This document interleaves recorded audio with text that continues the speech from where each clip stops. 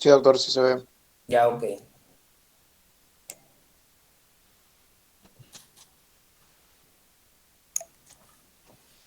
Vamos a empezar entonces con la uropatía obstructiva.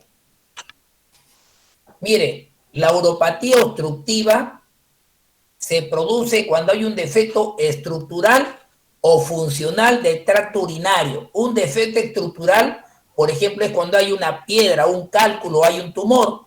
Un defecto funcional, cuando es un problema de las válvulas, ¿no es cierto? Hay un reflujo, ¿no? La unión del uréter con la vejiga urétero-vesical está fallando. Entonces, cuando hay defectos estructurales o funcionales del tracto urinario, que bloquea o reduce el flujo de orina que viene del riñón, va por todo el uréter, se deposita en la vejiga y se elimina por la uretra. La obstrucción a lo largo de ese flujo de orina se llama uropatía obstructiva.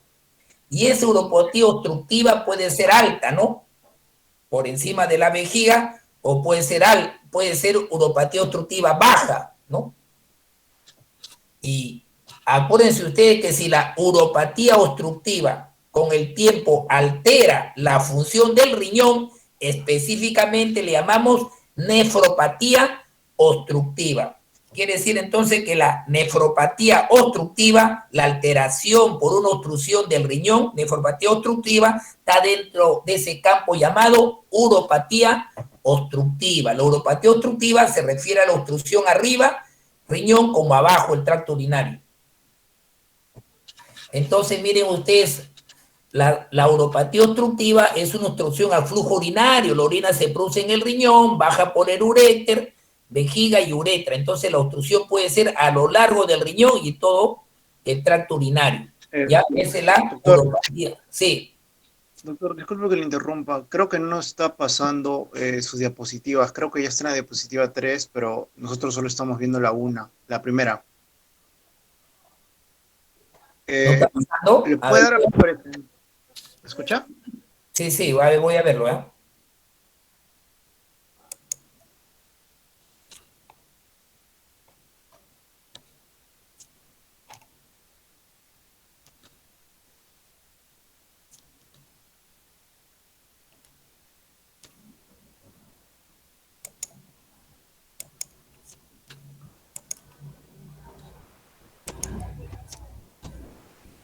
¿Se está viendo ahora? Ahora sí vemos que está pasando las diapositivas. Más bien, podría darle para presentar en pantalla completa. Abajo en la derecha hay como 4 iconos. El último, denle clic para que pueda compartir el. Ya. No, pero acá lo ven o no. Ahorita. Ahora sí, doctor. Ya, lo que pasa es que ahorita, no en completa, yo veo ya el chakra que aquí pregunta, y ahora sí. Entonces estábamos diciendo que la uropatía obstructiva es una obstrucción estructural o funcional, ¿no? A lo largo del tracto urinario. Desde el punto de vista epidemiológico, existen, digamos, pocos estudios de poblaciones no seleccionadas.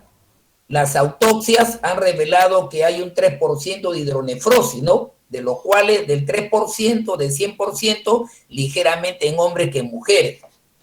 Ahora, si uno ve en adultos la hidronefrosis, casi es parecido en el hombre y en la mujer, pero cuando tiene menos de 20 años. Ya cuando la mujer se embaraza, ¿no? En edad fértil, por la uropatía obstructiva, la epidemiología aumenta el porcentaje porque puede haber ya a esa edad el cáncer del útero, que es más frecuente, ¿no? Sobre todo en 20 a 60 años. En los mayores de 60 años, la uropatía obstructiva en 60 años para arriba lo van a ver más en varones por culpa de la próstata, ¿no es cierto? La hiperplasia prostática, el cáncer de próstata es el responsable de la uropatía obstructiva en varones, pero en varones que cursan los 60 años para arriba. Cada año hay 2.000 pacientes que comienzan tratamiento de enfermedad crónica, falla renal crónica, insuficiencia renal crónica, debido a una uropatía obstructiva. Si la uropatía obstructiva es de larga data, es bilateral, pues puede originar falla renal crónica. Si la uropatía obstructiva es aguda, Por ejemplo, una litiasis bilateral y es agudo, puede originar falla renal aguda. ¿Cuáles son las causas de obstrucción del tracto urinario? Hay causas del riñón, pero vamos a seguir bajando, intrarrenales. Hay causas del uréter, después regreso. Hay causas de la vejiga y hay causas de la uretra. Entonces, la uropatía obstructiva tiene causas que van del riñón, causas del uréter, de la vejiga y termina en la uretra. En el riñón puede ser dentro del lumen, intrarrenales, ¿no? La nefropatía por ácido úrico, ¿no? Se deposita el ácido úrico y puede haber obstrucción. Los precipitados de sulfas o el mieloma múltiple, la proteína de mieloma múltiple se deposita en el riñón y producen una uropatía obstructiva intrarrenal. Entonces acá adentro, por la presentación de sulfas, de la proteína de mieloma múltiple, pueden ser uropatías obstructivas intrarrenales, ¿no? Las uropatías obstructivas entonces pueden originarse en el riñón o en el tracto, en el uréter, en la vejiga y en la uretra. Pero también hay causas ureterales, ¿no? Que pueden ser dentro del lumen, ¿no? Dentro del mismo uréter, dentro del lumen. Por ejemplo, nefrolitiasis o la misma necrosis papilar, personas que abusan de los analgésicos pueden producir necrosis papilar y eso se depositan dentro del uréter y producen obstrucción, o los coágulos sanguíneos. Entonces, un paciente que se queja de dolor en la cintura, que se irradia hacia los genitales, agudo, hay que pensar en un cálculo. Si es bilateral, si es unilateral, hay obstrucción, no pasa nada, solamente dolor, pero no hay uremia porque el otro riñón está funcionando. Pero si es bilateral, ahí sí pueden producir uremia. El dolor va en la fosa lumbar y se irradia, ¿no? Hacia el hipogato, hacia los genitales. Son cálculos o litiasis del uréter. Pero son también intramurales, ¿no es cierto? La disfunción de la unión de la pelvis con el uréter o la unión del uréter en la vejiga, ahí disfunción de esas válvulas, o los pólipos o la estenosis ureteral causan también uropatía obstructiva del uréter. Pero también fueron causas extrínsecas, algo no solamente dentro del lumen del uréter, hay algo que de afuera lo va a comprimir el uréter y causa uropatía obstructiva. A nivel vascular, un aneurisma, una dilatación de la aorta, ¿no? Ahí en la aorta abdominal comprime los uréteres, o en el aparato digestivo divertículo, el acceso apendicular, un cáncer de colon que crece puede comprimir el uréter ahí a lo largo del trayecto, ¿no? Entonces son, digamos, compresiones, pero son compresiones extrínsecas, ¿no? Son compresiones extrínsecas, ¿no? Entonces ahí la aneurisma de la aorta puede comprimir el trayecto del uréter, ¿no? Lo mismo que un cáncer del colon descendente, digamos el cáncer del sigmoide, a lo largo del trayecto del uréter, que desemboca en el tercio inferior del uréter, que se une a la vejiga, puede comprimir el uréter y da uropatía obstructiva, pero de manera extrínseca. También de manera extrínseca, en la mujer, el embarazo, los prolapsos, tumores del ovario o acceso del ovario, de manera extrínseca, pueden comprimir al crecer el uréter, sea derecho o sea izquierdo. Las enfermedades retroperitoneales es raro, pero la fibrosis retroperitoneal pueden también comprimir los uréteres. Son uropatía de ureteral, pero de causa extrínseca, tuberculosis o un hematoma, una colección de sangre. Entonces, los tumores, ¿no?, del útero, tumores del ovario, pueden comprimir el trayecto del uréter y originar una uropatía obstructiva extrínseca por compresión del uréter, sea derecho o sea uréter izquierdo. Pero también se comprime la vejiga, ¿no?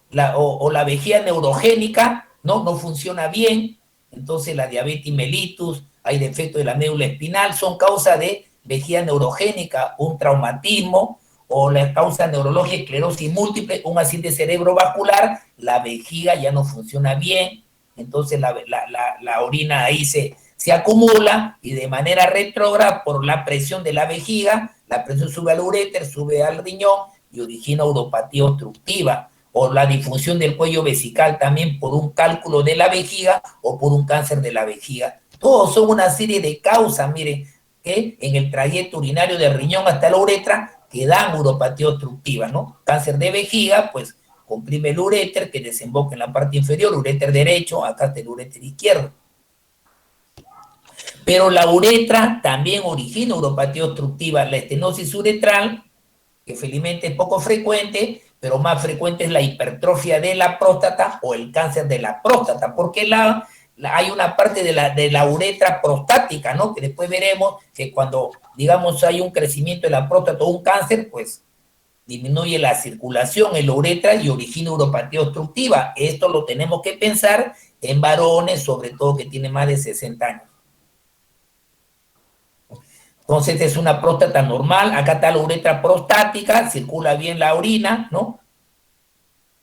Sin embargo, si la próstata crece, la próstata se agranda, miren cómo disminuye el lumen de la uretra en su porción prostática, entonces produce obstrucción y eso de forma retrógrada va la presión a la vejiga, a los uréteres y llega hasta el riñón. Y cuando el riñón ya comienza a enfermarse, se llama nefropatía obstructiva, ¿no?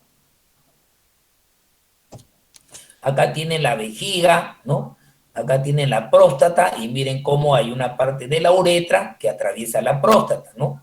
Si la próstata grande crece, entonces disminuye el trayecto, ¿no? De la orina. Y acá tienen un resumen de todas las causas, ¿no? ¿De qué hemos hablado? De la uropatía obstructiva que empieza del riñón, el uréter, vejiga y termina la uretra, ¿no? Aquí miren un urograma excretor, miren usted la fase nefrográfica, acuérdense que cuando uno inyecta al minuto, a los 5 minutos ya se ve la cálice, la pelvis, ¿no? A los 15 minutos ya prácticamente terminó todo y miren ustedes, aquí se ve cómo el uréter derecho desemboca en la parte inferior, pero no se ve acá en la parte izquierda del paciente. Al parecer habría una obstrucción del uréter que puede ser en el lumen, una litiasis, o puede ser externo, ¿no? Por aorta, por tumoraciones, ¿no? Entonces acá, miren.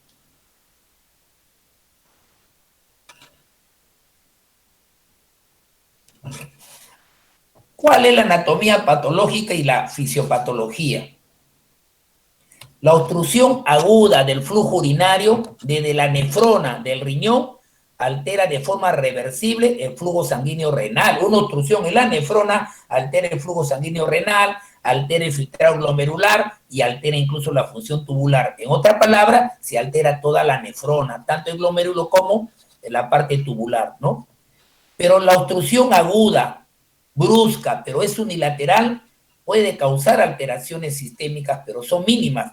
¿Por qué? Porque si no hay otra enfermedad, el riñón al contralateral compensa la pérdida de función del riñón afectado.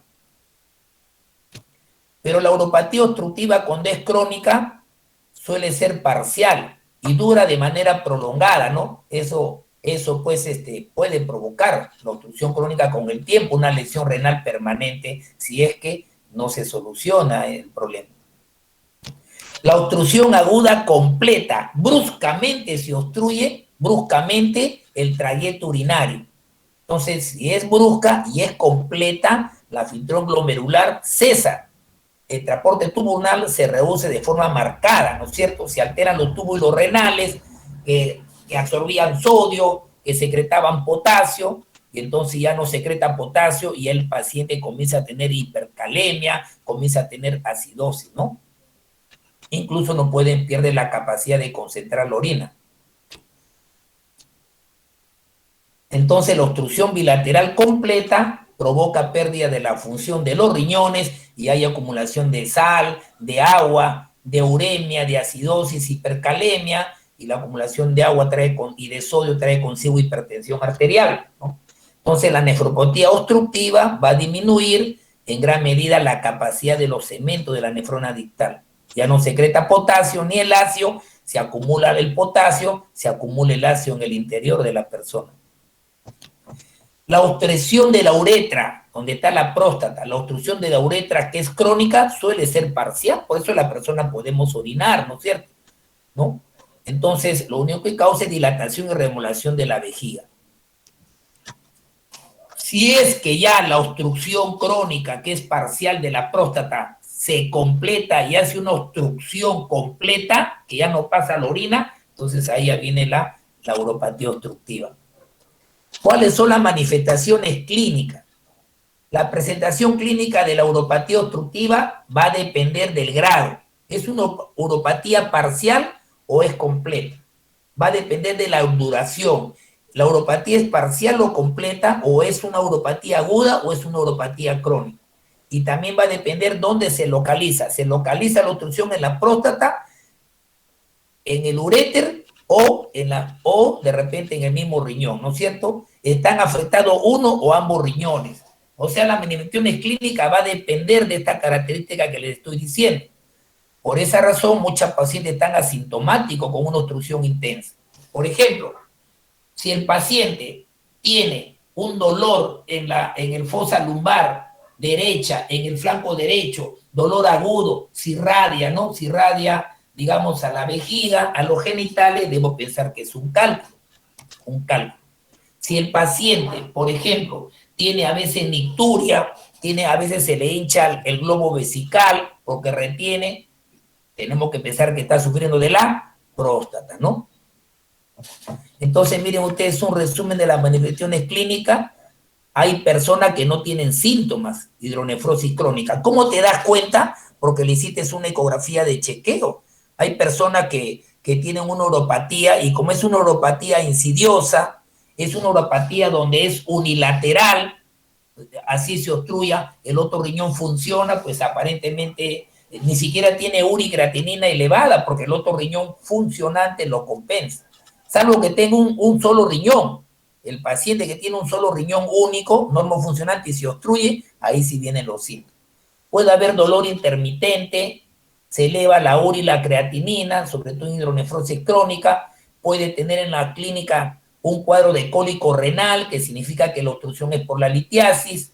También estos pacientes tienen cambios en la orina, ¿no? Puede tener disminución del volumen urinario, puede tener poliuria, porque es una obstrucción incompleta. Siempre yo le aconsejo a los alumnos, cuando ustedes vean que una persona bruscamente deja de orinar, y ya no es oliguria es cuando es menos de 400 centímetros, ya entra en anuria, menos de 100 centímetros cúbicos, ¿no? Entonces uno tiene que estar pensando que de repente es una uropatía obstructiva, ¿no? Puede haber hematuria, un tumor vesical, uropatía obstructiva por tumor vesical, puede cursar hematuria, de repente los cólicos renales, litiasis en el uréter, pueden cursar con hematuria, pueden haber masas palpables, si son tumores del riñón, son tumores de los órganos de la vía excretoria. Estos pacientes, como retienen el agua, le dije, el sodio, cursan con hipertensión, y también tienen infecciones urinarias repetidas por la misma litiasis, ¿no? Causan infecciones urinarias repetidas, la acidosis hiperclorémica, ¿no? A veces policitemia, polieritroproyetina, ¿no? Porque se lesiona el riñón. Hay síntomas del tracto urinario inferior, claro. La persona se queja que tiene ardor para urinar, o si no, quiere orinar de manera urgente, a pesar que la orina no tiene orina, pero quiere orinar, o a veces se le escapa la orina, o después de orinar, ha terminado de orinar y queda goteando todavía la orina que mancha pues la ropa interior, o de repente la fuerza de la orina ya ha disminuido, puja para orinar, ¿no? El calibre del chorro ya no es como antes, orina más de noche, son síntomas de tracto urinario inferior que se asocia a veces patología vesical y patología prostática.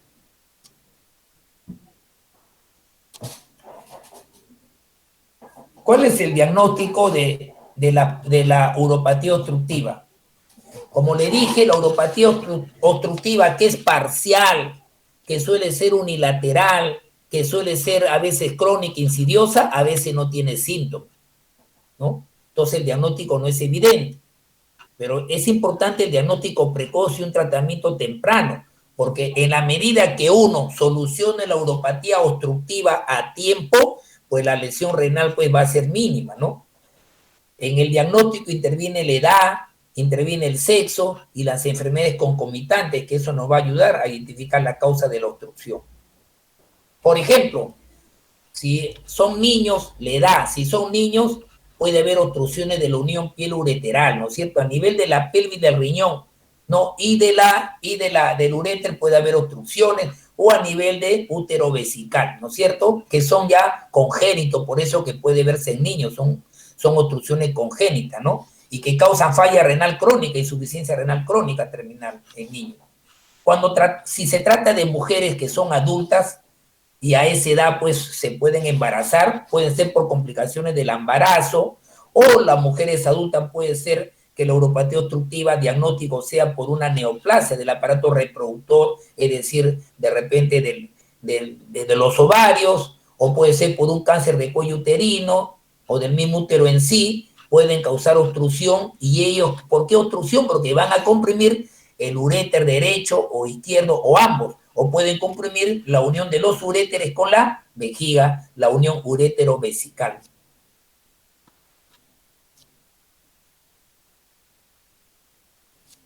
Si son hombres mayores, y hemos dicho que en los hombres más de 60 años, muchas veces puede ser un adenoma prostático o un cáncer de la próstata, que van a originar obstrucción de la uretra, ¿no? De la porción prostática de la uretra, ¿no?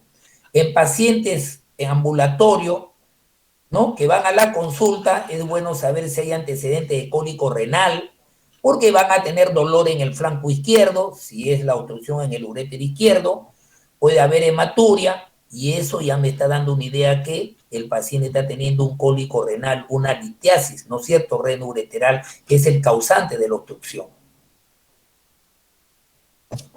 La disfunción de la vejiga, ¿no? Generalmente el paciente se va a quejar de poliaquiuria, orina más de noche o de urgencia para orinar, ¿no? A veces la vejiga está vacía, pero uno tiene necesidad imperiosa de ir al baño para orinar. Ese es un problema de vejiga. Los antecedentes de situaciones que predispongan a uropatía obstructiva, como por ejemplo, hay personas que suelen tomar de manera, digamos, prolongada analgésicos, y hay estudios que revelan que la ingestión prolongada de grandes dosis de analgésicos pueden producir necrosis de la papila renal, y eso, digamos, esa necrosis producir obstrucción intrarrenal, ¿no? El cáncer abdominal también hace sospechar la obstrucción. Si la presencia tenemos de riñón único funcionante, debería hacer pensar en la obstrucción unilateral como la causa de la uremia, ¿no? Entonces, para que exista una uremia, o tiene solamente un solo riñón funcionante, porque el otro riñón, si está normal, no debe por qué haber uremia. Y entonces la uremia o es una obstrucción, digamos, de un solo riñón que funciona, o para que exista uremia tiene que haber una obstrucción bilateral, ¿no?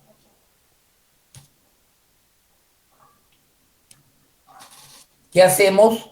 ¿Qué prueba diagnóstica podemos utilizar en uropatía obstructiva? Bueno, depende si es una uropatía obstructiva del tracto superior o del tracto urinario inferior. Lo primero que hacemos es, bueno, hazte una radiografía primero simple de abdomen. Empecemos con la placa, ¿no? Era lo tradicional. Si uno le pide una radiografía simple de abdomen, ¿qué cosa voy a ver? Por ejemplo, pido una radiografía simple de abdomen porque el paciente es un paciente joven, no va a pensar próstata a esa edad.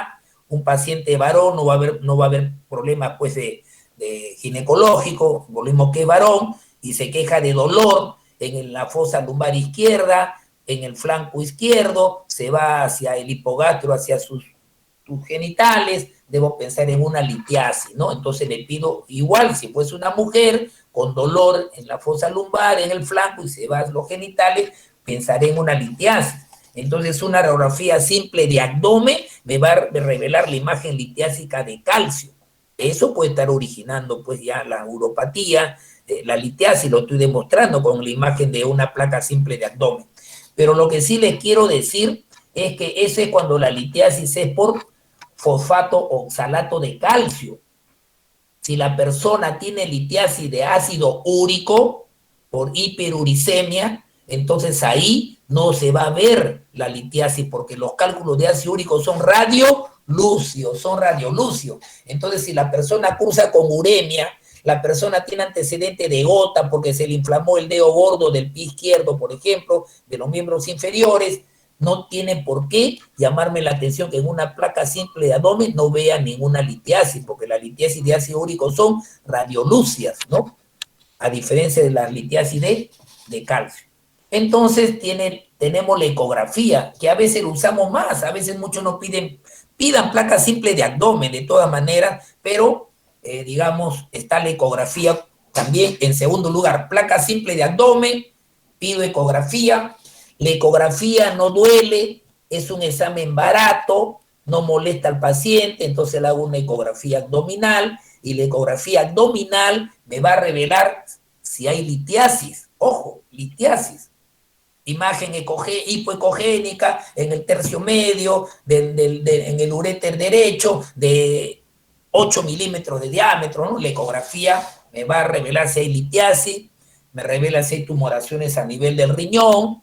La ecografía, digamos, me va a ayudar, ¿no? Si la obstrucción es de arriba o abajo. Sin embargo, el problema de la ecografía es que si a veces no se ve bien los riñones, a veces no se delimita bien, digamos, el sitio exacto de la obstrucción, entonces hecho a mano la tomografía computarizada, un TAC abdominal. Si ustedes suman la placa simple de abdomen, suman la ecografía, le piden la tomografía, ahí nomás ya tienen casi el 90% de diagnóstico. No se olviden que una ecografía puede salir falso negativo, ¿no? Falso negativo. Entonces ahí yo pienso que hay uropatía obstructiva, pero la ecografía no me revela signos así con alteraciones de una obstrucción. Ahí también tengo que pedir, así cueste más caro, una tomografía computarizada, ¿no? Incluso la tomografía computarizada, por eso no lo he puesto acá en el diagnóstico, prácticamente a veces está, digamos, lo pongo a las finales, reemplazando al pielograma o ludograma excretor, ¿no? El ludograma excretor sí me va a decir, como les enseñé, en qué parte está la obstrucción del ludograma excretor. Sin embargo, si yo le pido una tomografía y una tomografía le pido incluso con sustancia de contraste, voy a hacer lo que haría un ludograma excretor, pero más exactamente, todavía una tomografía computarizada, ¿no? A veces la persona puede tener un poco de alergia a la sustancia de contraste, es peligroso, un TAC, ¿no? Urotan o tomografía con sustancia de contraste, entonces ahí pido hecho mano a la resonancia magnética. Sobre todo cuando sospecho de fibrosis retroperitoneal, ahí es mejor pedirle una resonancia magnética. Entonces, estos son procedimientos para obstrucción del tracto urinario superior, ¿no es cierto? Pero si sospecho del tracto urinario inferior, entonces ahí está ya la tomografía y la resonancia. Estamos hablando de vejiga, estamos hablando de uretra. Ahí está, por ejemplo, un procedimiento endoscópico, la citoscopía, que eso me revela, por ejemplo, un cáncer de vejiga, una biopsia, o también puedo hacer una radiografía, cituretrografía misional, una radiografía a la vejiga con un catéter, y luego le digo que orino, y veo pues si está vaciando o hay residuo, orina residual, o también la uretrografía retrógrada, si uno desea, ¿no? Para ver, digamos, los uretres, y a muchos hacen la cistometrografía. La cistometrografía es un examen que muchos hacen para medir la cantidad de volumen de orina, ¿no? Uno va, digamos, midiendo cuánto volumen de orina hay en la vejiga, cistometrografía, ¿no? Entonces, estos son procedimientos que ya es que usted lo tiene que conocer, pero ya es, digamos, procedimiento que lo pide el urólogo, ¿no? Es algo más especializado. Obstrucción del tracto urinario inferior, entonces tienen la tomografía, tienen la resonancia, la citoscopía y los otros exámenes para ver vejiga, ¿no? Prueba de laboratorio, bueno, la evolución inicial es hacer un examen de orina completo, ¿no? Y su bioquímica. Si yo le pido el laboratorio en una uropatía obstructiva un examen de orina, ¿qué me ayuda? Si yo veo hematuria, si hay un dolor medio sordo, ¿no? En un paciente, y si yo veo que tiene hematuria, estoy yo ya pensando con mayor razón que ese dolor de ese paciente cólico renal es por el cálculo, por eso explica la hematuria, ¿no? Porque en el trayecto del cálculo, pues lesiona el uréter, ¿no es cierto? Si yo veo numerosos granulocitos, estoy pensando que de repente esa obstrucción se acompaña con infección. Entonces la orina simple, pues va a ayudar. La bioquímica, ¿qué me va a decir? La bioquímica me va a decir si hay acidosis metabólica que se presenta en uropatía obstructiva, los electrolitos me van a decir cómo está el potasio, hipercalemia, algo de hipernatremia, ¿no? Prueba de laboratorio.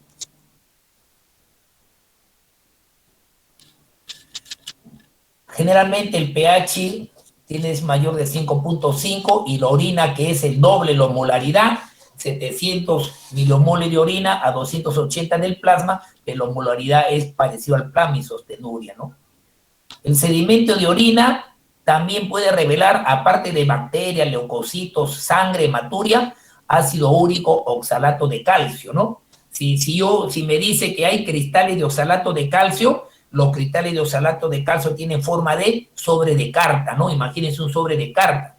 Mientras que los cristales de ácido úrico tienen forma de una aguja. Imagínense una aguja, es algo lineal alargado.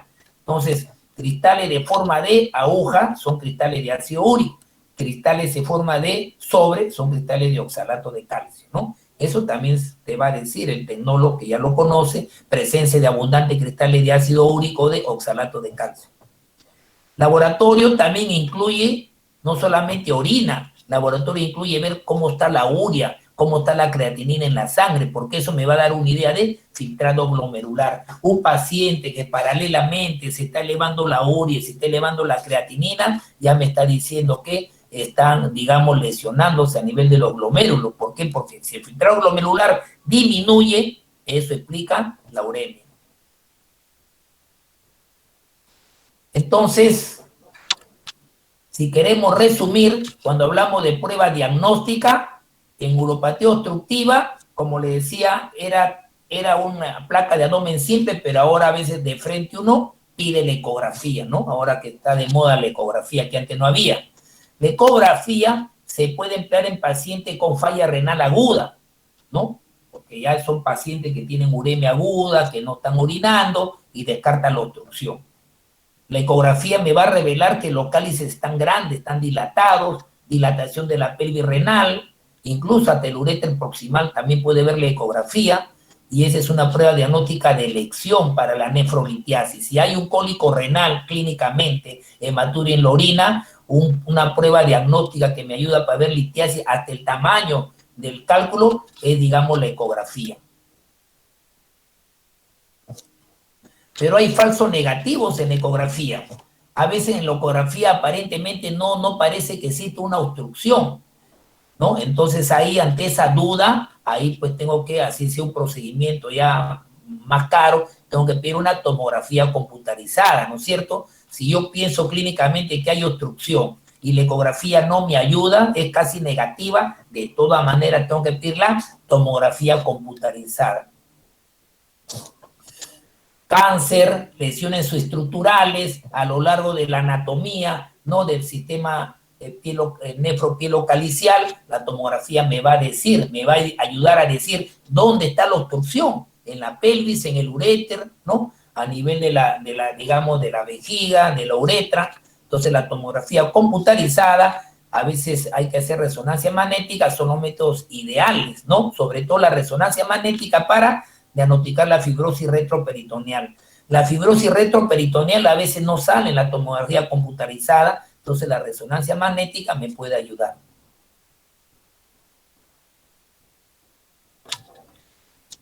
El diagnóstico definitivo, a ver, exactamente la obstrucción es una pielografía retrógrada, ¿no es cierto? El contraste se inyecta, ¿no? Con un catéter en el uréter, ¿no? Se inserta, ¿no? Entonces en la uretra y la vejiga, inserto el catéter en la uretra y la vejiga y esto se va hasta el uréter y asciende, ¿no?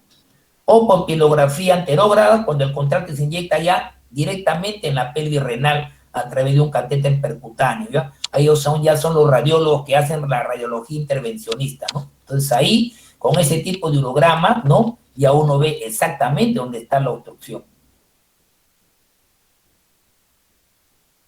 Cuando se ha identificado que hay una disfunción a nivel de la vejiga, la válvula, ¿no? Urétero-vesical, ahí utilizamos ya los histogramas, ¿no? Retrógrados que definen la anatomía de la vejiga. Una radiografía de la vejiga, la uretra. Diagnóstico diferencial de la uropatía obstructiva, bueno, dependiendo de los signos y los síntomas iniciales. La anuria y la insuficiencia renal aguda son subjetivos de uropatía obstructiva. Como le digo, una anuria, o sea que la persona no orine casi nada y que presente falla renal aguda. Una falla renal aguda se puede presentar, pero orina pues menos de 400, ¿no? Oliguria. Pero si la falla renal aguda se acompaña de anuria, orina 50, 60, hay que sospechar ahí en falla renal aguda, pero con anuria, en una uropatía obstructiva. Sin embargo, hay enfermedades intrarrenales, la glomerulonefritis, el síndrome nefrítico, que hicimos un caso, y la necrosis tubular, porque ellos pueden originar pues oliguria y falla renal aguda. Los pacientes con poliuria, con hipernatremia y orina diluida se confunden con una diabetes insípida, ¿no? Los pacientes con uropatía obstructiva por problemas de concentración a veces pueden tener poliuria, ¿no? Porque se alteran los túbulos. La poliuria puede verse en los pacientes con uropatía obstructiva. Entonces, si hay una poliuria, hipernatremia y orina diluida, eso también se presenta en las diabetes insípida por un problema de la hormona antidiurética, de la hipófisis o nefrogénica. Entonces hay que hacer diagnóstico diferencial con estas enfermedades, ¿no? Los pacientes que tienen acidosis metabólica, hiperpotasemia, hiperclorémica, pueden tener un hipoaldosteronino, hiporreninémico. Acuérdense que la aldosterona reabsorbe el sodio y secreta el potasio. Reabsorbe el sodio y secreta el potasio, ¿no? Baja el potasio en la sangre porque lo elimina la aldosterona. Si estos pacientes retienen potasio, la uropatía obstructiva aumenta el potasio en la sangre, entonces disminuye la aldosterona, ¿no? Hipoaldosteronismo. El cólico renal simula un dolor abdominal secundario a enfermedades de los aparatos digestivos o reproductor. Es decir, el cólico renal da uropatía obstructiva, pero un paciente con apendicitis ascendente, no te va a doler la fosa ilíaca derecha. La apendicitis ascendente o retrocecal, a veces te va a doler el flanco, ¿no? El flanco derecho, y tú estás confundiendo que de repente tiene un cólico renal y es una apendicitis o un quiste de ovario. Entonces hay que hacer diagnóstico diferencial. Obviamente el examen clínico, la ecografía nos va a ayudar, ¿no? Pero es diagnóstico diferencial. En algunos pacientes a veces es un poco difícil ver las causas de los síntomas del tracto urinario inferior, la disuria, la poliacuria, la urgencia, el tenemo vesical. En los hombres hay que estudiar patología prostática. Y también tanto en hombres como en las mujeres, como tiene síntomas del tracto urinario inferior, en el hombre prostática, y en la mujer y en el hombre la función vesical, ¿no? En la mujer estudiamos la función vesical, cuando hay síntomas del tracto urinario inferior, pero si es el hombre, además de la función vesical, hay que estudiar la patología prostática, ¿no? Recuerden ustedes que la disuria, uno dice me arde al orinar, y la poliacuria, uno orina a cada rato, pero poquito, a cada rato y poquito poliacuria. Pero la urgencia para orinar es la necesidad imperiosa. Quiero orinar a pesar que no tengo, digamos, orina en la vejiga. Y cuando uno dice tenesmo vesical, es la persona que ha orinado, ya oriné, pero tenemo vesical significa que quiero orinar después de haber terminado de orinar. Entonces, tenemo vesical, urgencia para orinar, la poliacuria, la disuria son síntomas de tracto urinario inferior y puede ser por culpa de la próstata o una patología vesical.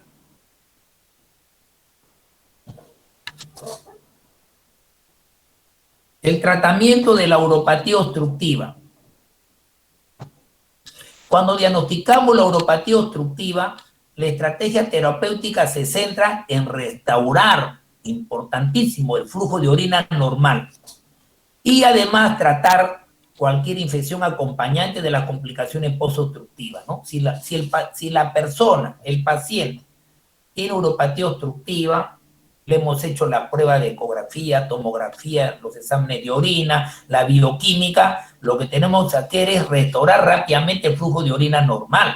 Y si hay una infección urinaria, justo con litiasis, con mayor razón, porque una litiasis en un paciente que tiene diabetes, uropatía obstructiva, pues puede desencadenar en una necrosis cortical y falla renal aguda con anuria completa, ¿no? El grado de recuperación de la función renal depende de varios factores. ¿Cuáles son los factores que hacen que la función renal se pueda recuperar? Depende de la magnitud. Mientras la obstrucción sea mayor, más posibilidad de que se recupere más lentamente. Si la duración de la obstrucción es mayor, son más de una semana, a veces puede complicarse la función renal. Y también depende si los riñones tenían una enfermedad previa, un grado de falla renal previo. Entonces, el grado de recuperación va a depender de varios factores: magnitud, duración de la obstrucción y el grado de insuficiencia renal previa. La obstrucción aguda.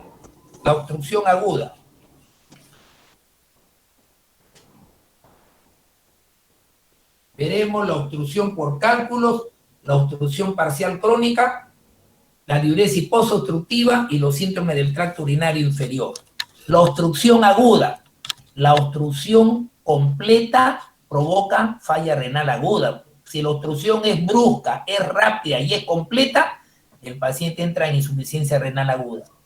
La resolución precoz de la obstrucción evita las complicaciones de la uremia y evita la necesidad que tengamos que el paciente termine en una diálisis, ¿no? Cuando tiene obstrucción bilateral o una obstrucción en un riñón, en un único riñón. La obstrucción es bilateral, falla renal aguda si es aguda, pero también la obstrucción da falla renal aguda si solamente la persona tiene un solo riñón único funcionante. En todos los casos de obstrucción se debe hacer un análisis de orina y un urocultivo porque tenemos que tratar de identificar la infección, la bacteria, para paralelamente tratar, porque la infección urinaria acompañante pues complica más la obstrucción. En paciente que tiene una sepsis urinaria, ¿no? La obstrucción ya hizo una sepsis urinaria, ¿no?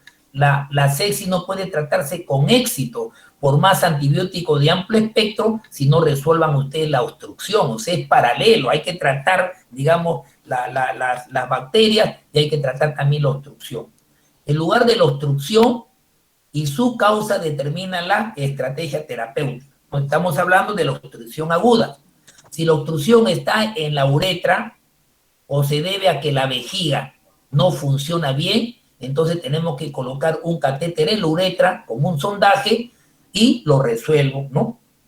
Y por ejemplo, era, digamos, una causa que lo había obstruido una litiasis, pues al introducir el catéter resuelvo la obstrucción. Si el catéter no puede pasar por la uretra, hay algo que me impide el pasaje, entonces tengo que hacer una citostomía suprapúbica, ¿no? Seguida de una estrategia más permanente como una derivación quirúrgica, ¿no? Y ese es un manejo ya del urólogo, ¿no? Pero usted lo debe conocer. Si la obstrucción se sitúa en el tracto urinario superior, ya no en la uretrovejiga, sino en la parte superior, podemos requerir de catéteres ureterales, ¿no? Que con una endoprótesis pongo ahí, ¿no? Esa prótesis adentro y hace como si fuese el lumen del uréter, ¿no? O un tubo de nefrostomía para aliviar la obstrucción. Pero además de la obstrucción aguda es causada por cálculos. Los cálculos son la causa más frecuente de obstrucción en los uréteres. Y entonces ahí tenemos que dar pues un dolor cólico pues fuerte, analgesia, ¿no? Antiinflamatorio, antiespasmódico, resolver la obstrucción y el tratamiento si hubiera de una infección paralela concomitante. Si el cálculo son de 5 milímetros, ¿no? Paciente con un cólico renal, la ecografía revela cálculo de 5 milímetros.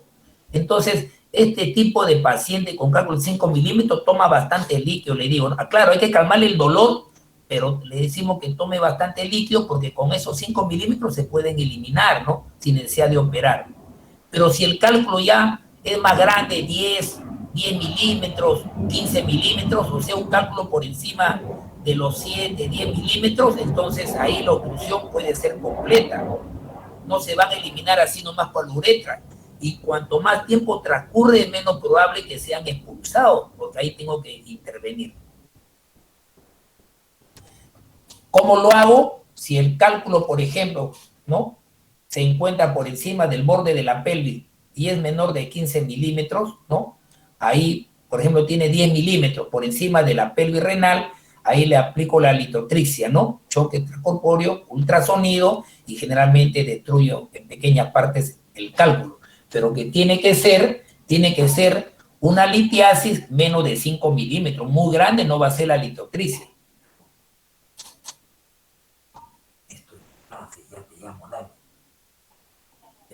Entonces, si el cálculo es menos de 15 milímetros y el borde de la pelvis, litotripsia. Es esencial aumentar el volumen de la diuresis después de la litotripsia, ¿no? Para que el fragmento no me obstruya el tracto urinario, bastante líquido, ¿no?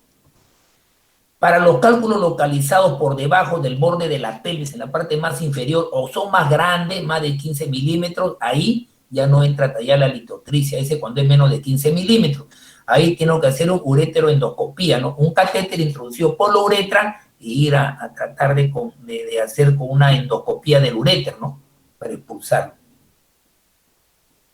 En todos los pacientes con enfermedad litiásica es crucial identificar la causa para iniciar las medidas apropiadas para prevenir nuevos cálculos. Entonces, su acción de ustedes en una litiasis, en un cálculo, es tratar de calmar el dolor. Si los cálculos son menos de 5 milímetros, tranquilos, que eso se puede expulsar, ¿no es cierto? Y bastante líquido. Cuando los cálculos ya tienen 10, 15 milímetros, ya ustedes no van a poder hacer nada como futuros médicos generales primero, y ahí tiene que ir donde el especialista, el urólogo. Si la obstrucción es parcial, ¿no? Parcial, pero la obstrucción es parcial, pero es crónica, obstrucción parcial crónica. La resolución precoz es obligatoria cuando la obstrucción parcial comienza a aumentar y hace una retención franca. Entonces, una obstrucción parcial crónica, entonces es obligatorio resolverlo cuando esa obstrucción parcial ya comienza a aumentar, ya que se vuelve a total. Porque a veces se acompaña de sepsis urinaria, ¿no? El paciente va a tener disfunción al orinar y dolor en flanco disurio. En la mayoría de los casos, la obstrucción parcial crónica se debe a lesiones del tracto urinario inferior. La obstrucción parcial crónica generalmente es porque la uretra se ha obstruido. La uretra se obstruye de manera crónica y de manera parcial con el adenoma de próstata, ¿no? Se obstruye de manera parcial porque la próstata no crece de la noche a la mañana, va creciendo y va obstruyendo, por eso es parcial. Y es crónica porque es algo que demora tiempo. Entonces, la obstrucción parcial crónica lo vamos a ver generalmente en adenoma de próstata, hiperplasia prostática. En los hombres, la hipertrofia benigna de la próstata, que puede permanecer estable durante largo periodo de tiempo, a veces años, suele responder a veces a fármacos, pero a veces la decisión terapéutica incluye hacer una cirugía, una resección de la próstata, ¿no? Dependiendo de los síntomas, dependiendo si hay infección, si hay problema de difusión vesical o renal permanente. Pero muchas veces la obstrucción puede ser por un cáncer de próstata, ¿no? Ahí ya dependiendo, ya no, una cosa es un tumor de próstata benigno, otra cosa es tumor de próstata maligno, ¿no? Entonces debe considerarse también ya la posibilidad de tratamiento hormonal o de cirugía. Ya son decisiones del urólogo. La fibrosis retroperitoneal idiopática puede llegar a producir obstrucción completa aguda, ¿no? Obstrucción completa aguda. El tratamiento no ha quedado establecido cuando hay obstrucción por fibrosis retroperitoneal. Algunos recomiendan el antiinflamatorio prednisona 1 miligramo por kilo de peso, 60 o 70 miligramos diarios de prednisona, y poco a poco se va reduciendo la dosis a lo largo de los 6 meses. Se ha demostrado eficaz para evitar o retrasar tratamientos intervencionistas hasta en un 90% de los casos. Entonces, antes de entrar un tratamiento intervencionista en la fibrosis retroperitoneal, entonces muchos recomiendan reducirlo un poco, desinflamar un poco con digamos, a lo largo de 6 meses con prednisona. La obstrucción crónica del cuello de la vejiga o la obstrucción crónica de la uretra provoca dilatación y remodelación de la vejiga y con persistencia de la disfunción, alteración de la vejiga y los síntomas incluso después de resolver la obstrucción, pues muchas veces quedan alteraciones funcionales de la vejiga.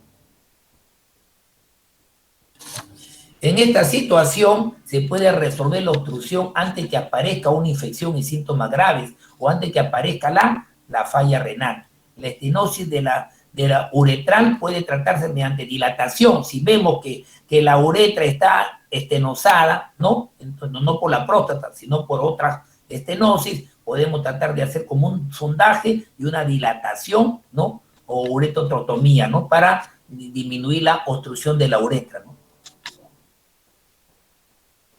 Hay diuresis posobstructiva dentro del tratamiento, diuresis posobstructiva.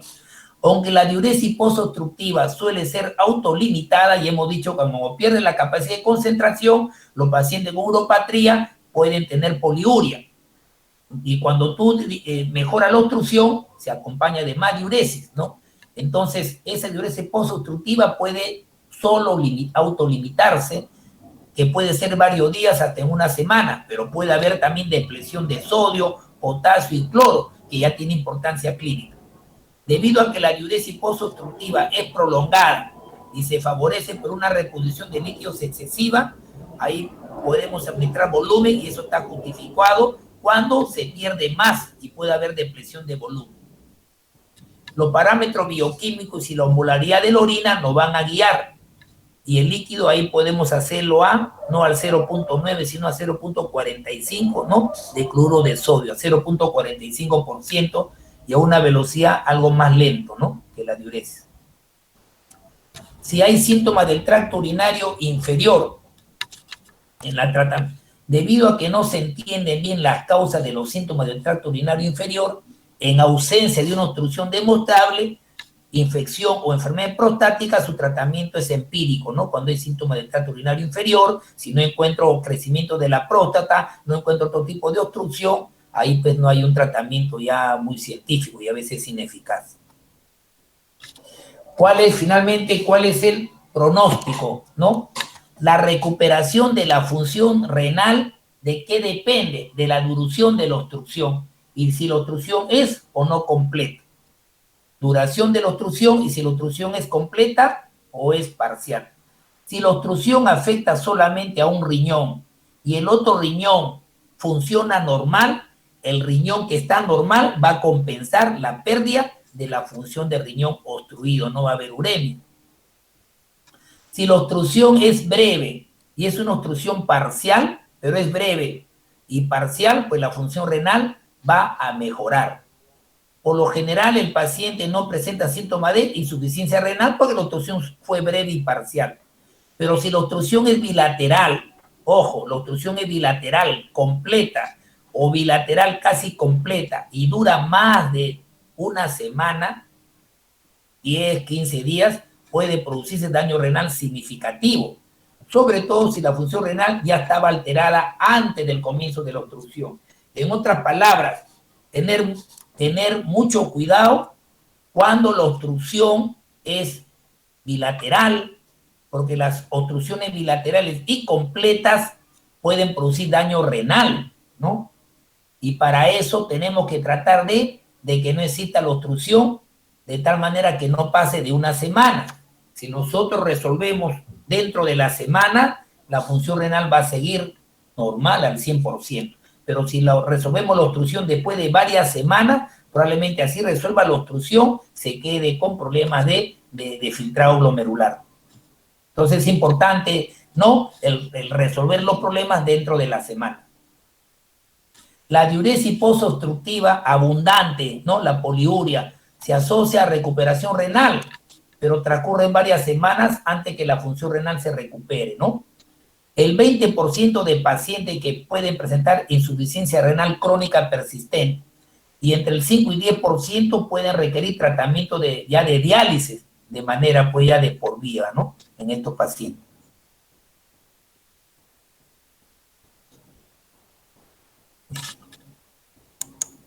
Bien. Bueno, estamos ya con 1 minuto para la clase a tiempo. ¿Alguna pregunta de uropatía obstructiva? Para empezar con infección urinaria, que es más largo. Entonces, la uropatía obstructiva, no se olviden que la uropatía obstructiva es importante el tratamiento oportuno. La uropatía obstructiva, muchas veces cuando es parcial y es crónica, no nos vamos a dar cuenta, se nos va a pasar desapercibido.